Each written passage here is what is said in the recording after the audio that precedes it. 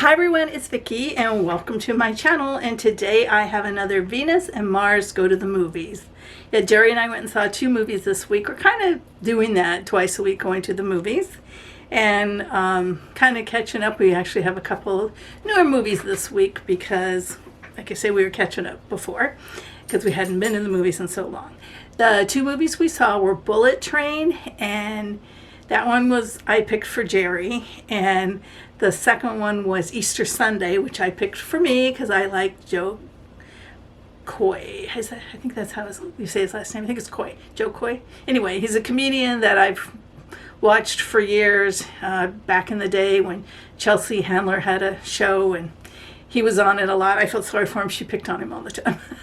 Anyway, so those are the 2 movies that we went and saw. The first one we saw was Bullet Train, so I'll just talk about that one first. That one got off, for both of us, got off to a bit of a rocky start, I want to say. It kind of lost us because, well, for one thing, it was dubbed. And that's fine. I can read the dubbed, but I'd rather not, but I can read the dubbed. And yeah, it was setting up a story, I guess, and then it did introduce the main character, who's played by Brad Pitt, but he was a little awkward at first, but then it turns out that's kind of his character. I don't know, at first it seemed like maybe it was the acting, I don't know. But it did pick up, and it got to be a much better movie. If Jerry would have turned to me after about 10 or 15 minutes in and said, "Do you want to leave?"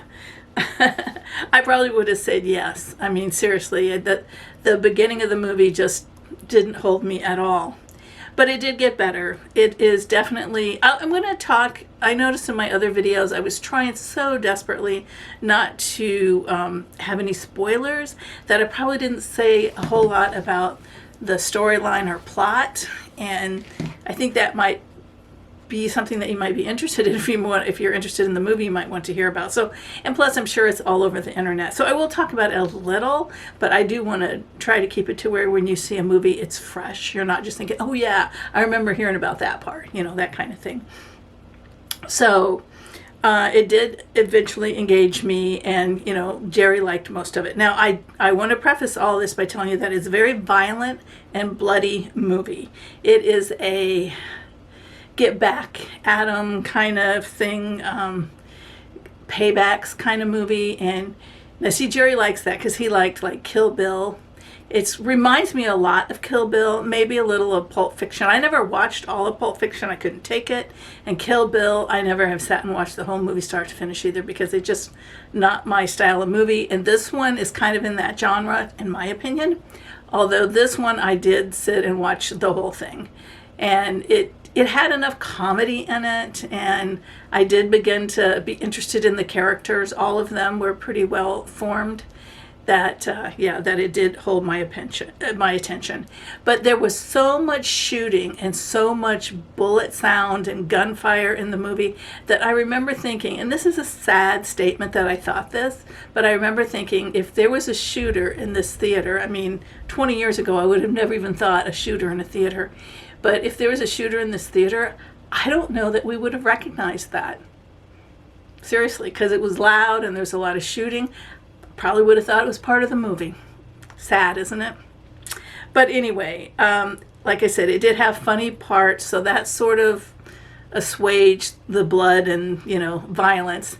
And it did slow down at times. And at times there was, more shooting, but it did get into a little more dialogue and a little less just shooting all the time.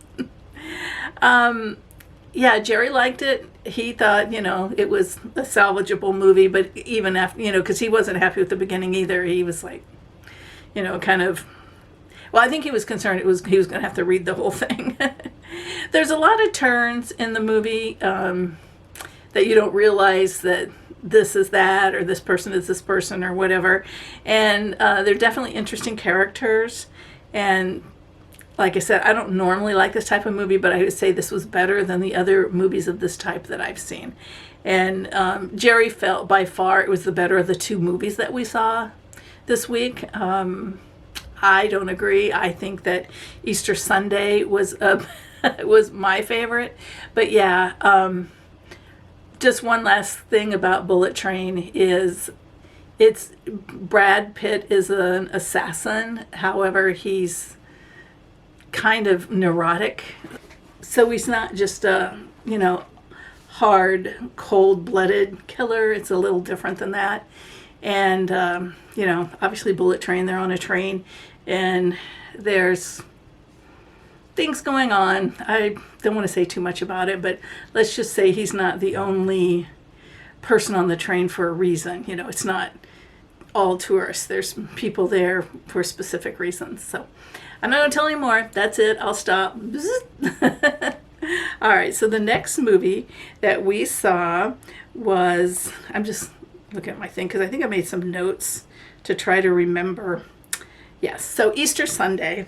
Now, I thought it was funny, and it's definitely a family dynamic movie. It's about a Filipino family, and a caper gets kind of put into it as well. Again, I'm tell you a little bit without trying to, do the whole thing. They had some awfully good writing, good lines that they said in the movie, and lots of good acting. I liked it. Everybody in the cinema, there were parts of times that everybody in the cinema was laughing, including Jerry, even though he said that for him it was a cringy movie because it had all these interpersonal relationships and squabbles and this and that, and tension between people and stuff. And but truth be told, he laughed out loud several times, many times. So I think the first half of the movie, again, is something, there's some setup, and then the second half of the movie, there's a lot more laughter. It's not that the first half was bad. I don't mean that at all. It wasn't like the Bullet Train. But I think the second half of the movie is where you get, where there was most of the laughing and stuff. So it was good. In all fairness, that interpersonal relationship, when I mentioned that was all pretty much family dynamic. It really wasn't so much romance. There might have been just a little romance, but it wasn't. It was mostly a family dynamic. And it was interesting to me because it's Easter Sunday, so they're having a big meal or meals. And it was interesting to me, after having lived in a community with a large Filipino population and, getting to eat things like pancit and lumpia and adobo, and seeing all of that on the table, that they prepared, what they talked about was empanadas more, but anyway, so it was kind of interesting. It was just kind of like, oh, I recognize this. I recognize seeing, Filipino dishes brought to a gathering for a special dinner. So one of the things they did, talk about karaoke, and they at one point sang karaoke. I remember that was a big deal when I lived in Kodiak in the Filipino community. Karaoke was a big deal. It was taken seriously, and there you go. It was in the movie as well. So that was kind of interesting. One of the things that I thought was interesting that I didn't know until this movie, and then when the movie was over, I went and looked it up because I didn't, I wasn't sure I believed it, but Lou Diamond Phillips is in the movie. He has a small part in the movie. And they question him about being Filipino for a specific reason, and which I'm not going to tell you. I'm not going to spoil. And he says, "Yeah, I'm half Filipino." I was like shocked because of the movies he's been in and the way he's portrayed. I always thought he was like Mexican and maybe some Native American. I'm probably not. And they even address that in the movie. They even say, he's a Mexican guy, and he's like, no, I'm Filipino. I think some of the characters in this movie were zany. That's the best word I can think of. And you can see me smiling because I'm thinking of it. It was kind of funny. So, yeah. I thought it was a good movie. I would definitely have no regrets seeing it. Jerry said it was okay. It just, for him, too much people in the movie. But it was good. And it also has quite a few people in it. Like I said, Lou Diamond Phillips. But it also has... there's this young comedian. His name is Jimmy O. Yang, and I've watched his skits or stand-up routines, whatever they're called, on YouTube, and he cracks me up because he got my attention with one of the titles of one of his stand-up routines, and it's called "It's Easier to Get into Mexico Than Costco." And it's funny. You should look that up and watch that on YouTube. It's pretty funny. But he's in it, and there were other people in it who I recognize, but I don't really know their name. And then there's that one pretty famous actress, Tia I can't think of her last name. She's in it too. And yeah, so I liked it. If you just want, kind of a silly comedy with a little bit of a caper built in to a bunch of family drama, that's your movie. If you want a high action, shoot 'em up, get back at people, bloodletting kind of movie, then Bullet Train is your movie. So thanks a lot for watching. See you at the movies.